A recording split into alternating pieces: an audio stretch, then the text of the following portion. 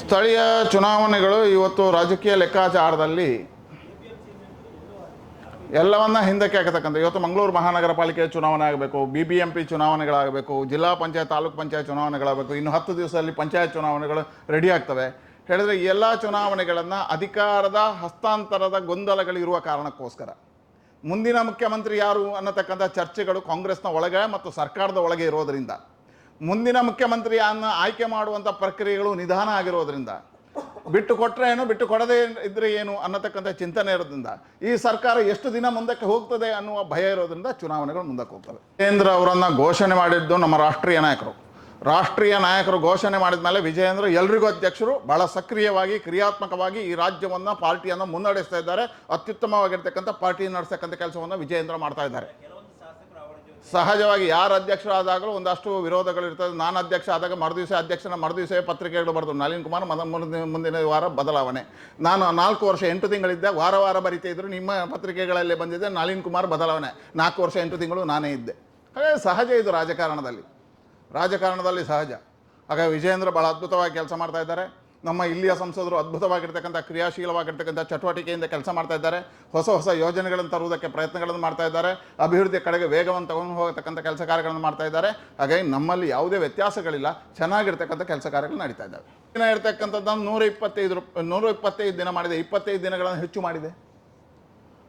ದಿನದ ಕೂಲಿಯನ್ನು, ಸಂಖ್ಯೆಯನ್ನು, ಆ ಹಣವನ್ನು, ಮೊತ್ತವನ್ನು ಜಾಸ್ತಿ ಮಾಡಿದೆ, ಸಂಭಾವನೆಯನ್ನು ಜಾಸ್ತಿ ಮಾಡಿದೆ. ಹಿಂದೆ 27,000 ಕೋಟಿ ರೂಪಾಯಿಗಳ ಅವ್ಯವಹಾರ ಆಗಿತ್ತು ಆಂಧ್ರ, ತೆಲಂಗಾಣ ಮತ್ತು ಪಶ್ಚಿಮ ಬಂಗಾಳ 3 ರಾಜ್ಯಗಳಲ್ಲಿ. ಇವತ್ತು ಅದನ್ನು ನಿಯಂತ್ರಣ ಮಾಡತಕ್ಕಂಥ, ಹಣ ಪೋಲಾಗುವುದನ್ನು ನಿಯಂತ್ರಣ ಮಾಡೋದಕ್ಕೆ ನಮ್ಮ ಸರ್ಕಾರ ಒಂದು ಹೆಜ್ಜೆಯನ್ನು ಮುಂದಿಟ್ಟಿದೆ. ಆ ಹೆಜ್ಜೆಯ ಪ್ರಕಾರ ಒಂದಷ್ಟು ಪರಿವರ್ತನೆಗಳನ್ನು ಮಾಡ್ತಕ್ಕಂಥ, ಬದಲಾವಣೆಗಳನ್ನು ಮಾಡ್ತಕ್ಕಂಥ ಕೆಲಸ ಕಾರ್ಯಗಳನ್ನು ನಮ್ಮ ಸರ್ಕಾರ ಮಾಡಿದ ತೀರ್ಮಾನ ಆಗಿದೆ.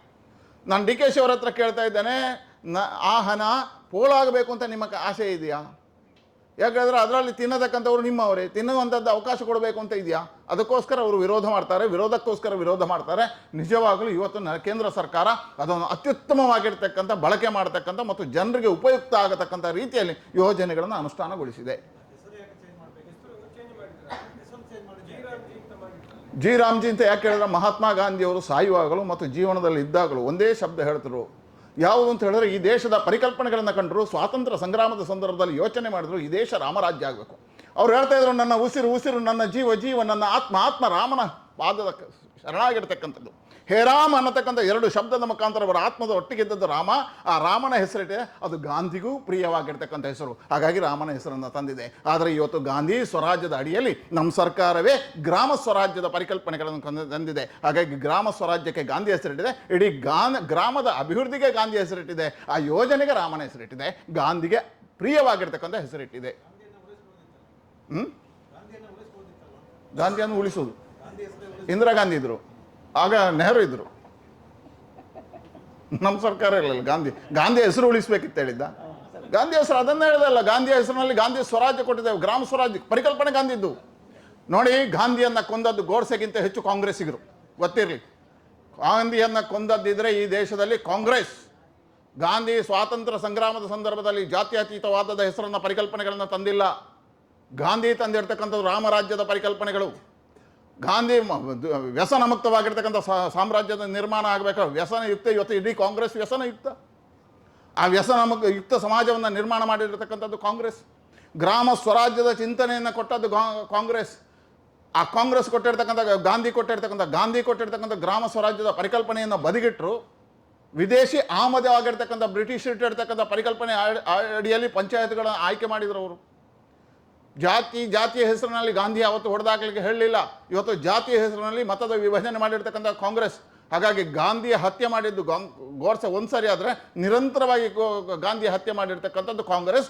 ಗಾಂಧಿ ತತ್ವ ಮತ್ತು ಗಾಂಧಿ ವಿಚಾರಧಾರೆಯನ್ನು ಅನುಷ್ಠಾನಕ್ಕೆ ತಂದವರು ನರೇಂದ್ರ ಮೋದಿಯವರು. ಸ್ವಚ್ಛ ಭಾರತದ ಪರಿಕಲ್ಪನೆ ಗಾಂಧಿ ಪರಿಕಲ್ಪನೆ, ಗ್ರಾಮ ಸ್ವರಾಜ್ಯದ ಪರಿಕಲ್ಪನೆ ಗಾಂಧಿ ಪರಿಕಲ್ಪನೆ. ಆನಂತರ ಒಂದೊಂದು ಗ್ರಾಮವು ಅಭಿವೃದ್ಧಿಯತ್ತ ಹೋಗಬೇಕು ಅನ್ನತಕ್ಕಂತಹ ಒಂದು ಸುಂದರವಾಗಿರ್ತಕ್ಕಂಥ ಗ್ರಾಮ ಯೋಜನೆಯನ್ನು ತಂದರು. ಯಾವುದು?